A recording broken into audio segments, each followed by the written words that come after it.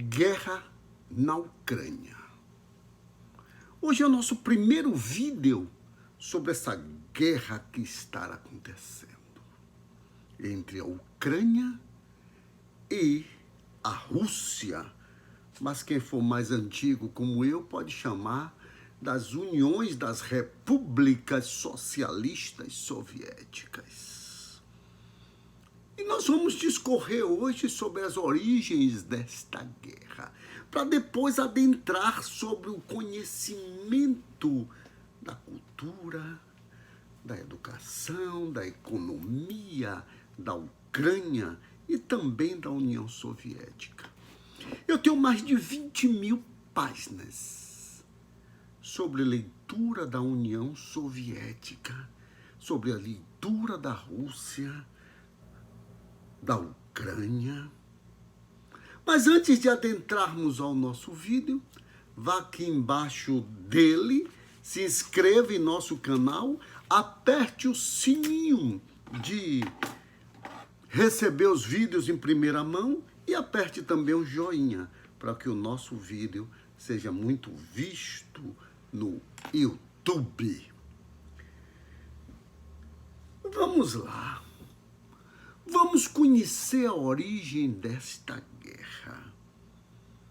Mas para conhecer a origem desta guerra e saber o que de fato está acontecendo, vamos conhecer um pouco da cultura daquela região que é denominada de Eurásia, porque tem país que começa na Europa e termina na Ásia. Não é o caso da Ucrânia, que é basicamente europeia, na Europa Oriental. E o que é que está acontecendo? O que quer dizer etimologicamente a palavra Ucrânia? Primeiro, Ucrânia quer dizer fronteira, divisa. Porque se você observar, a Ucrânia faz divisas com muitos países, tanto da Eurásia como da Europa. Mas eu quero voltar a 1917. Porque a primeira vez que o comunismo se instala em um país, como concebera Karl Marx, colocado em prática por Vladimir Lenin, a União Soviética faz uma revolução comunista em um país agrário, em um país dos czaristas. Porque Marx dizia, tanto que o manifesto comunista dele é proletário de todo mundo, univos. Marx estava de olho na Revolução Industrial, na revolução das grandes massas de trabalhadores e trabalhadoras das indústrias. É aí que vem o conceito de mais-valia, de tudo isto. E Lenin consegue pegar esses conceitos, internalizar e fazer a Revolução Comunista em um país agrário, que era a Rússia. A Rússia começa a sua revolução em 17, mas só concretiza em 1922. É aí que eu recomendo esse livro fantástico, que é A História da Guerra Civil na Rússia, de 17 a 22. Por isso que existem autores que lhe remetem a 1922, porque em 1922 a Rússia começa efetivamente a governar. E tem esse livro aqui dos maiores especialistas de Rússia. Por isso que eu disse que eu tinha mais de 12.000 páginas de livros sobre o leste europeu. A tragédia de um povo. Esse livro é de um português chamado Orlando Figes, que é um dos maiores especialistas em Rússia. E esse livro, ele conta toda a história do movimento bolchevique que levou o partido bolchevique ao poder, consequentemente a revolução.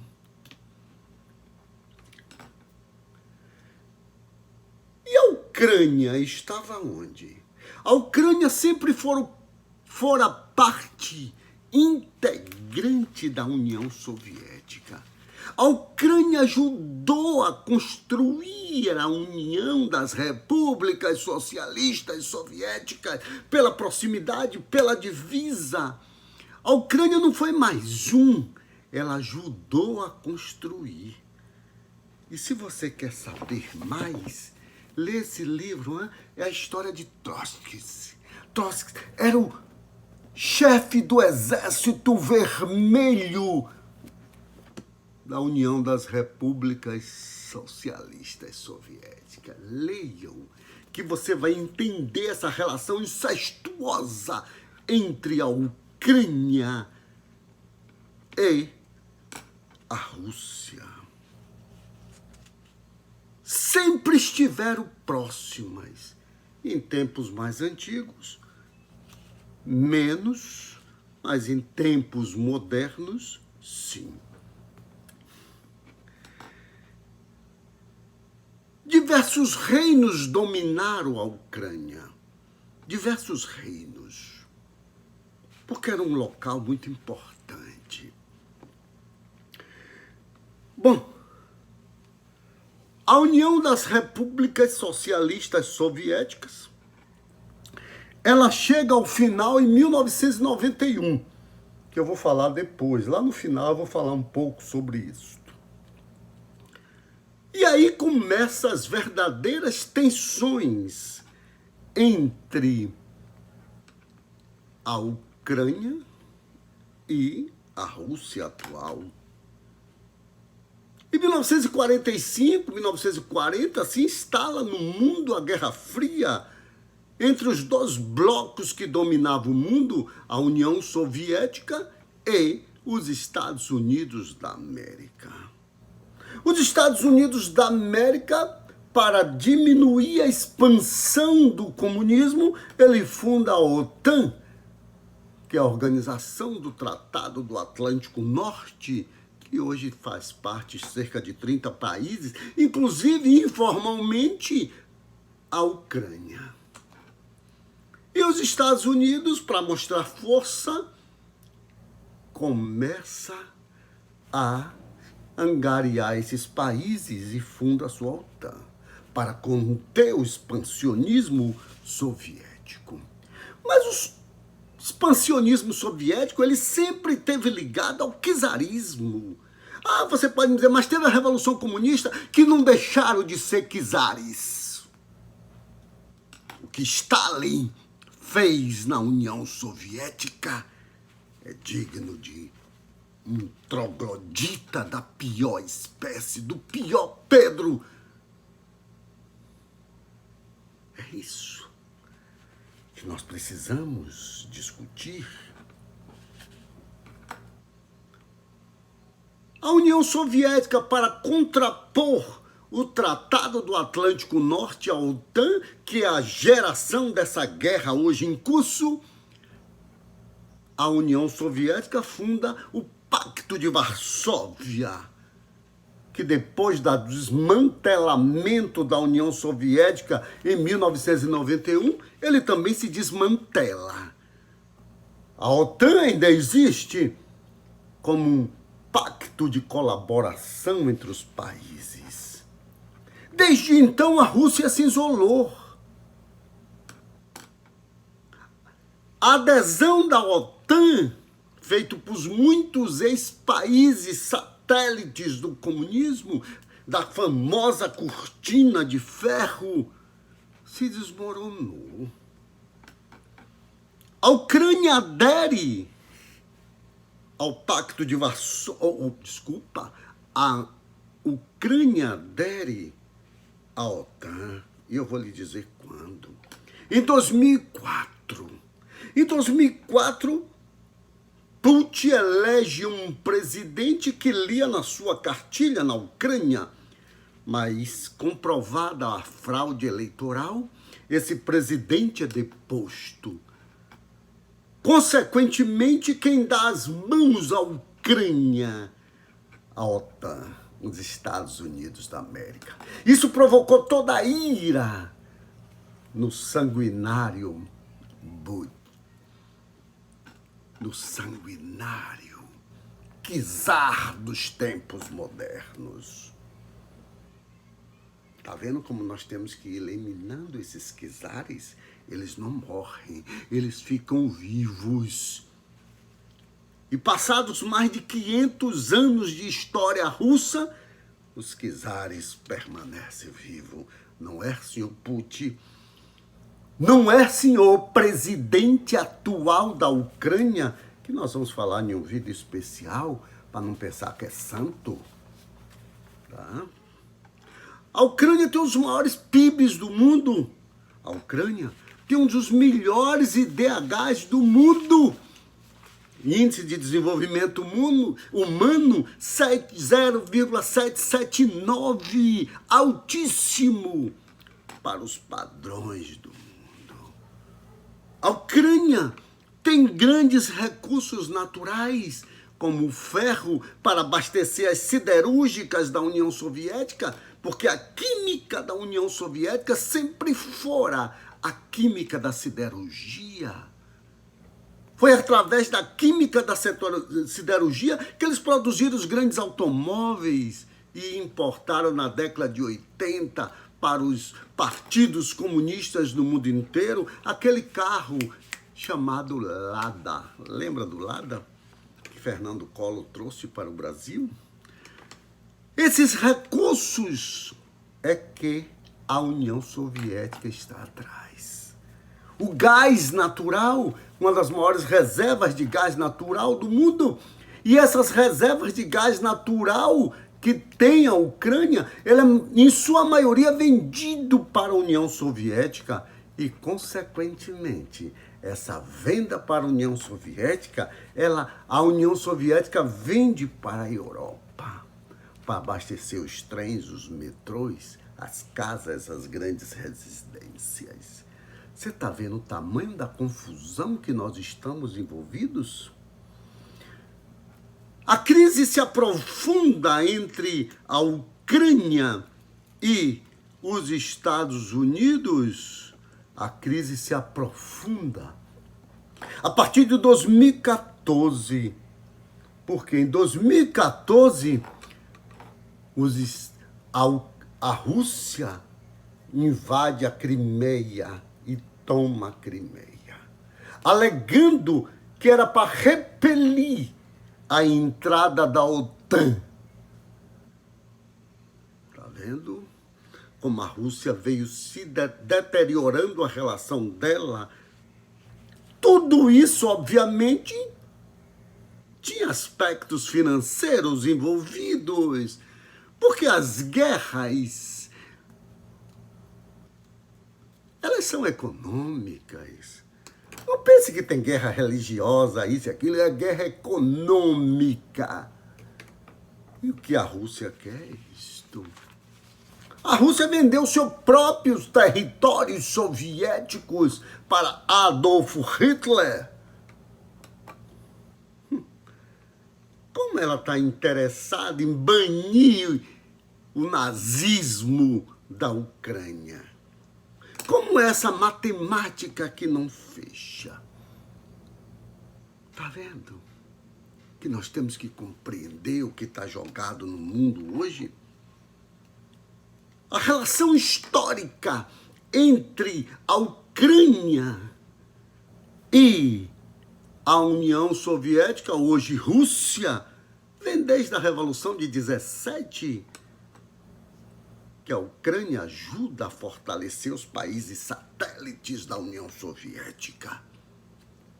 Em 1930, entre 1930 e 1940, quando Hitler assume o poder na Alemanha, aconteceu uma grande tragédia na Ucrânia.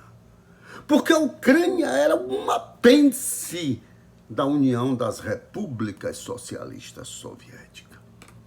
E Joseph Stalin, o então czar da Rússia comunista, faz um acordo com Adolf Hitler.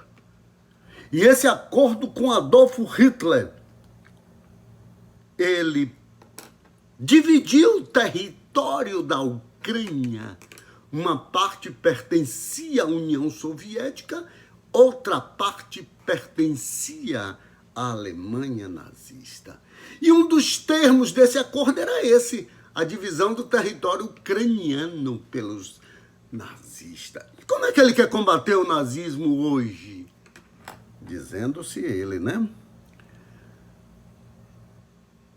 Esse período de 1930 até a Segunda Guerra Mundial é conhecido na Ucrânia como Holodomor. Sabe o que significa Holodomor? A grande fome. Por quê? Porque Joseph Stalin promove a maior fome que a Ucrânia viu. As pessoas morriam de fome. Holodomor, a grande fome, a grande miséria, foi promovida pelo governo dito de bases populares. Você está vendo? Você está vendo como é triste? Mas a Ucrânia estava lá. Depois, por sortes dos destinos, a União Soviética foi obrigada a lutar contra Adolf Hitler. E após a Segunda Guerra Mundial, eu divido o mundo em dois blocos, socialistas e comunistas. É aí, desculpem, socialistas ou comunistas e capitalistas. É aí que surge a famosa Guerra Fria entre Estados Unidos e a União das Repúblicas Socialistas Soviéticas. Para você compreender isso, lê esse livro fantástico aqui, ó. História Cultural da Rússia. São mais de 1000 páginas. 1000 páginas. Para você entender todos esses desabores que passamos. A Rússia, que também tem grandes escritores, grandes artistas, grandes intelectuais, grandes na literatura global, é desse cidadão aqui, chamado Dostoiévski. Quase 2000 páginas de livro. Dostoiévski, que fora perseguido pelo czarismo. Será que os czaristas também não atuaram durante 17 e 91?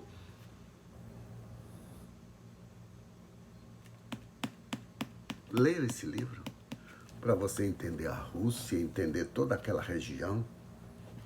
E esse livro aqui também é famoso, vocês conhecem. Essa é a nossa queridíssima, né? Ó, Clarice Lispector. Vocês sabiam, brasileiros e brasileiras, que Clarice Lispector nasceu na Ucrânia e casou com um embaixador brasileiro e veio para o Brasil? Ela é ucraniana. Você está vendo tanta coisa maravilhosa nós temos para conversar?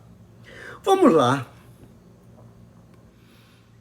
O PIB da União Soviética de então, o PIB hoje da Ucrânia, é um dos maiores PIBs do mundo.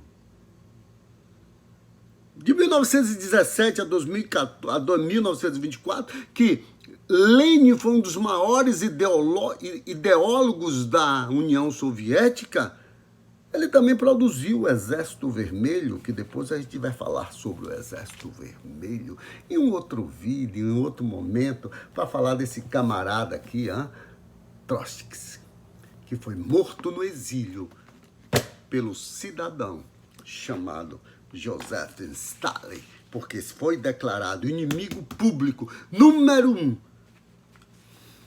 da União Soviética. Olha a tendência para o czarismo. Joseph Stalin. Aliás, não. Vamos começar pelo seu fundador.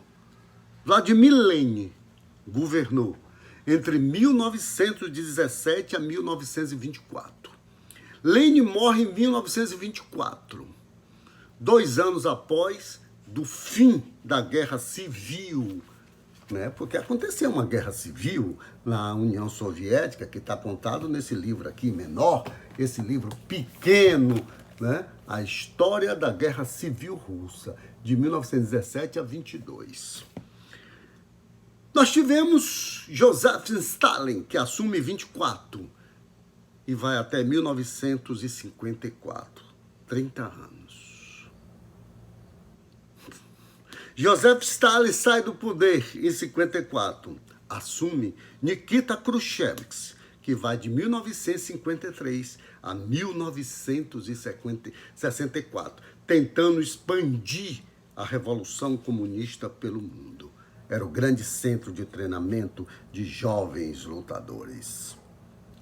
Em 1964, assume Leonid Brezhnev, que é mais contemporâneo nosso, né? Leonid Brezhnev governa a Rússia de 1964 a 1982. Olha o tempo. Né? Era o czarismo instalado na nomenclatura do Partido Bolchevique. 1982, sai de cena Leonid Brezhnev e assume Yuri Andropov. Esse governou pouco, porque os partidos socialistas, os partidos ditos comunistas, não se preocupavam com a reciclagem das lideranças. Esse já estava velho, Yuri Andropov.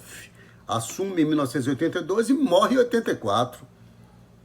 Assume em seu lugar em 1984 até 85 Konstantin Chernenko, que governa só um ano. Tá vendo como foi ficando velhos as lideranças? As lideranças precisam se reciclar. É isso que nós temos que fazer com o Brasil, com a Bahia, reciclar lideranças.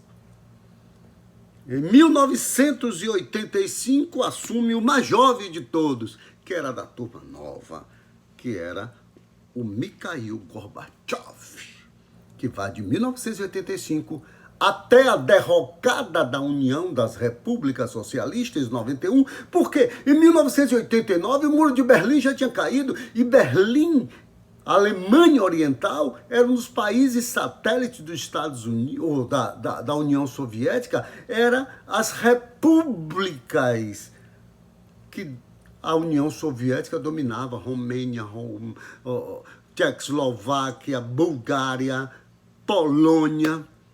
E o Tratado de Hitler é tão perverso que ele permite a invasão,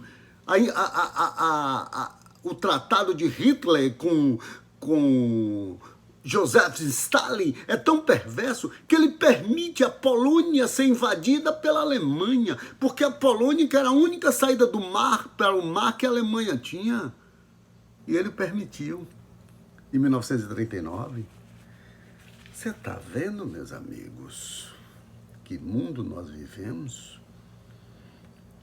Boris Yeltsin toma posse em 91, com a saída de Gorbachev, que fez a perestroika, a revolução, a transição do capitalismo, do socialismo para o capitalismo. Boris Yeltsin governa de 1991 a 1999. Ele renuncia. E sabe quem assume seu lugar? Putin, que está desde 99 até os nossos dias. Ele fora eleito presidente em 2000 e até hoje está no poder comandando. Você está vendo a tendência ao czarismo? A tendência a governos intermináveis? Aquela região é muito rica. Tem turismo, tem cultura. Olha quantos livros eu tenho. Eu tenho mais de 500 livros sobre o leste europeu, sobre a região da Eurásia, que nós precisamos nos aprofundar. Há 10 anos atrás eu li um livro muito fantástico, A Nova Guerra Fria. E a Guerra Fria esse grande escritor brasileiro, ele dizia que a partir da Eurásia. E o que é que nós estamos observando isso hoje? Vamos lá. A economia, o turismo, a economia brilhante da Ucrânia, elas precisam ser respeitadas. Mas nós vamos falar muito aqui ainda sobre a Ucrânia e a União Soviética, ou, nos dias de hoje, a Rússia.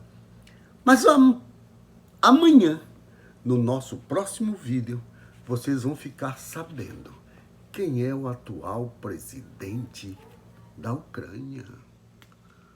Porque guerra é sangrenta. Guerra não é bom para ninguém. Mas a gente tem que saber quem elege para presidente do nosso país. Porque o que eu tenho na Ucrânia, o que eu tenho na União Soviética, são ditadores da pior categoria. E vocês vão saber quem é esse tal desse presidente da Ucrânia. Como vou contar mais coisas aqui sobre os 20 anos de governo de Putin. Fique atento. Não se deixe se levar pelo canto da sereia. O Brasil está implantando em diversas regiões do Brasil, em diversas regiões do nosso território, núcleos de extrema direita. Inclusive, os bolsonaristas eram fãs incondicionais da Ucrânia. Não sei por que mudaram de lado, né? Porque eles eram fãs incondicionais da Ucrânia, porque pregava o nazismo, pregava tudo o que se faz. Mas isso não dá direito à União Soviética a invadi-la. A gente tem que derrubar os governos ditatoriais e não apoiar agressões para o povo. Porque quando acontece guerra, a gente só tem uma certeza, que morrem são os pobres. Um grande abraço e fique com Deus.